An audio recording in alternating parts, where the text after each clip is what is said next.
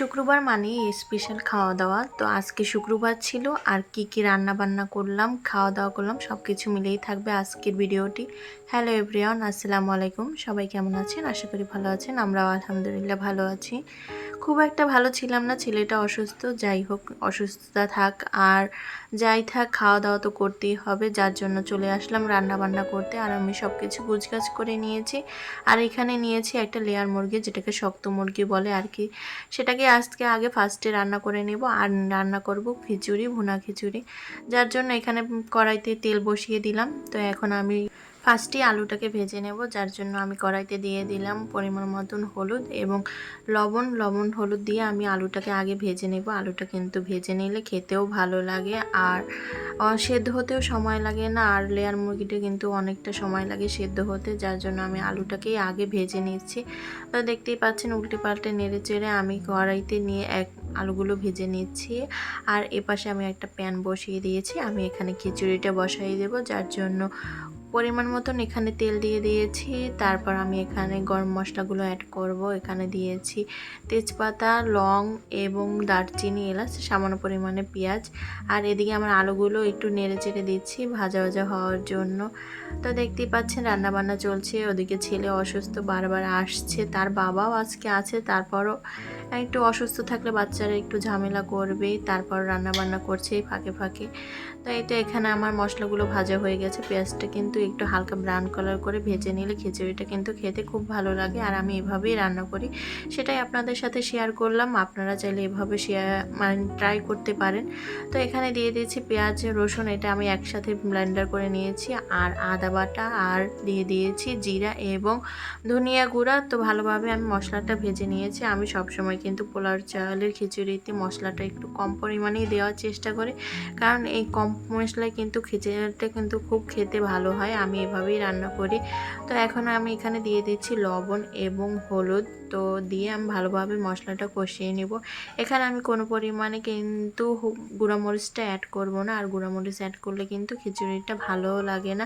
আমি চাচ্ছি মানে রেস্টুরেন্ট স্টাইলে ওই রকমেরই খিচুড়িটা রান্না করার জন্য। তো এখানে আমি একটু পানি দিয়ে দিয়েছি। পানিটা দিয়ে ভালোভাবে মশলাটা কষিয়ে নিচ্ছি। আর এদিকে আমার আলুগুলো কিন্তু অলমোস্ট ভাজা হয়ে গেছে। এখন আমি তুলে নিচ্ছি এক এক করে। তারপর এখানে আমি এই তেলের মধ্যে মশলা দিয়ে কিন্তু মাংসটা রান্না করে নেব। তো ফার্স্টে আমি এখানে গরম মশলা দিয়ে দিয়েছি, আর সাথে 2-3টে শুকনো মরিচ দিয়েছি, আর দিয়েছি পেঁয়াজ কুচি।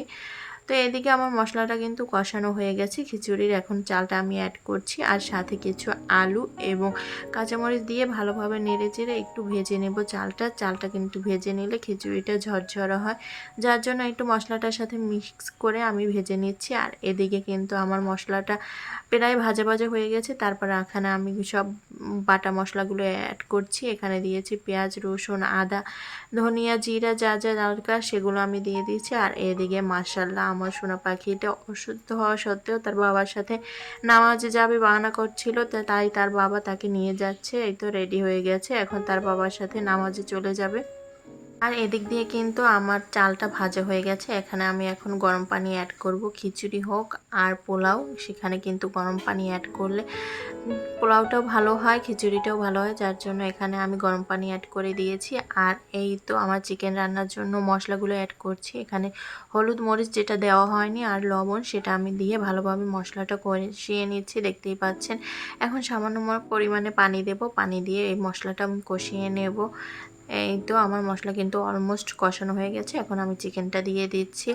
আর আজকে খুব তাড়াহুড়া করছি, যেহেতু আয়ান নামাজে চলে গেছে। ও আসার আগে আমি সব বাসার কাজগুলো মানে কমপ্লিট করার চেষ্টা করছিলাম, যেহেতু ও অসুস্থ, বারবার আমাকে কাছে ডাকছে। যাই হোক, এই তো আমার মশলাটা মানে সাথে মাংসটা মেশানো হয়ে গেছে। এখন সরাটা দিয়ে আমি ঢেকে দিয়েছি। আর এদিকে বাসা ভর্তি কাপড় চোপড়, অনেকদিন পরে একটু রোদ্র উঠছে, যার জন্য আমি তাড়াহুড়ো করে আগে ছাদে চলে গেলাম। কাপড়গুলো একটু শুকো দেবো যাতে একটু মানে রসটা টানলে বাসায় কিন্তু ফ্যানের নিচে দিলে কাপড়গুলো শুকিয়ে যাবে, যার জন্য আমি এই তো কাপড়গুলো শুকো দিয়ে দিলাম। দেখতেই পাচ্ছেন রৌদ্রটা কিন্তু ভালোই উঠেছিল, শেষ বিকেলে হলো, মানে শেষ বিকেল বলতে শেষ দুপুরে হলেও রৌদ্রটা উঠেছে, যার জন্য কাপড় চোপড়গুলো আমি দিয়ে আসলাম।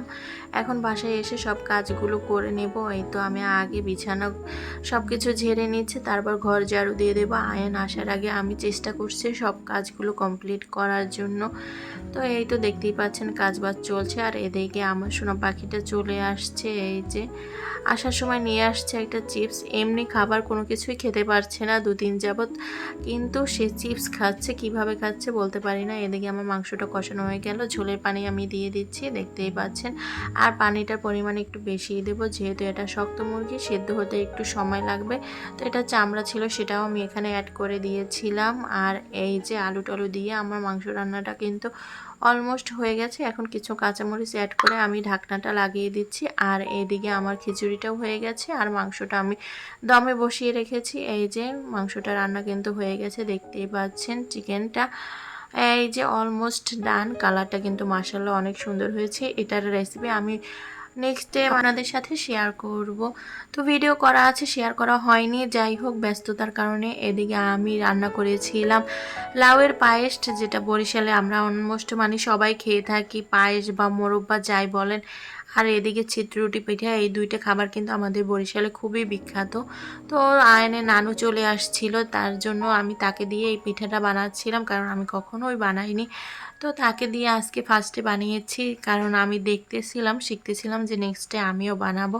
তো ওই কড়াইটায় না তার মানে উল্টাতে একটু সমস্যা হচ্ছিল আম্মুর, যার জন্য আমি আরেকটা কড়াই বসিয়ে দিয়েছি।